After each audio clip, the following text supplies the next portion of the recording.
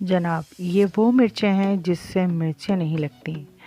ये पटरा मिर्च है और इसका सालन बनता है बहुत लजीज, बहुत मज़ेदार, और इसमें बिल्कुल भी मिर्चें नहीं होती। देखते हैं इसमें क्या क्या डलता है।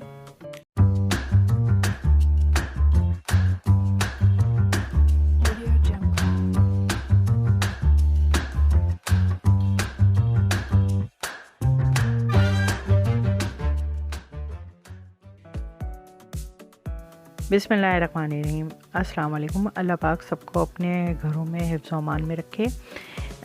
एक कटोरी मैंने प्याज ले ली थी, यानी कि 1 अदद, और हाफ़ चम्मच मैंने ज़ीरा लेके तेल में फ्राई कर लिया था। उसके बाद मैंने अदरक लहसुन का पेस्ट इसमें शामिल किया और उसको भूना है, इतना भूना है कि उसमें से इसकी स्मेल निकल गई।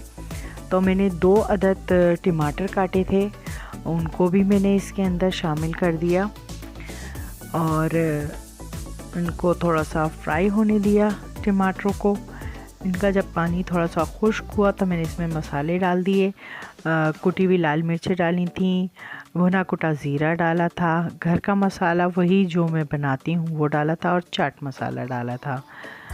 भुना कुटा वो घर का मसाला जो होता है उसमें ज़ीरा, सौंफ और धनिया होता है। इन सबको भून के, और लाल मिर्चें होती हैं उनको सबको पीस लेते हैं भून के। तो वो डालती हूँ मैं ज़रूर ऐसी चटपटी चीज़ों में। हस्बे ज़रूरत नमक डाल दीजिए। और ये मसाला हमारा ग्रेवी हो गई है। और ये है वो लाल हरी मिर्चें, थोड़ी सी लाल भी हो गई थी, तो इनको अच्छी तरह से धो लिया, खुश्क कर लिया है मैंने। और 1 प्याली दही ले ली है जिसमें मैंने चाट मसाला शामिल किया, हाफ़ चम्मच। और ये पंसारी की दुकान से, यानी कि जहाँ से हम लोग सौदा लेते हैं, वहाँ से अचार मसाला ले सकते हैं, नहीं तो घर में भी बना सकते हैं आप।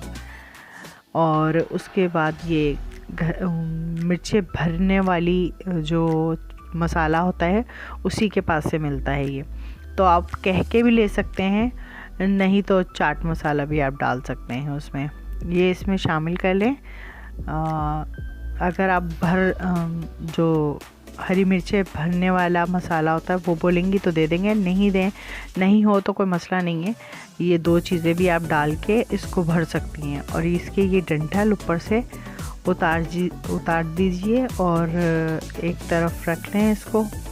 और इसका पेट चाक करके इस तरह से हम 1-1 चम्मच, 2-2 चम्मच करके इन मिर्चों को अच्छी तरह से भर लेंगे। ये देखें, और इतना भरें कि बाहर ना आए, नॉर्मली हो। और देखें हमारी पूरी 1 कटोरी जो मसाला हमने बनाया था वो भर गया है, ख़त्म हो गया। और ये जो मैंने मसाला बनाया था उसके टमाटर भी गल गए हैं। हमने उसमें थोड़ा सा पानी किया, यानी कि शोरबा किया, ताकि हमारी जो मिर्चें हैं वो अच्छी तरह से डीप हो जाएं और ये गल जाएं। और इनको अच्छी तरह से मैंने डीप कर दिया है इसमें शोरबे में। और अब मैं इसको ढक्कन ढक के गलने के लिए थोड़ा सा छोड़ दूंगी। 15-20 मिनट के बाद मैं इसको देखूंगी, चेक करूंगी।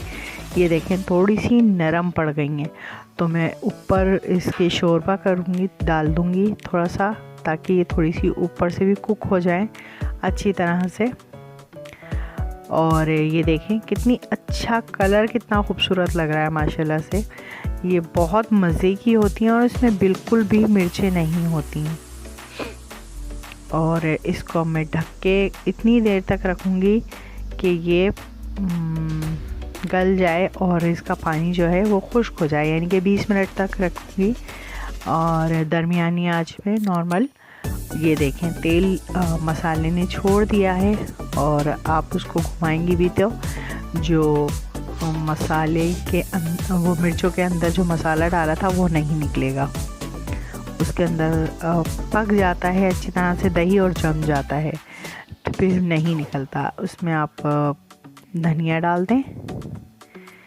और ये मिर्चें बहुत मज़े की होती हैं, हमारी नसरीन बाजी भी बनाती हैं, बहुत मज़े की होती हैं।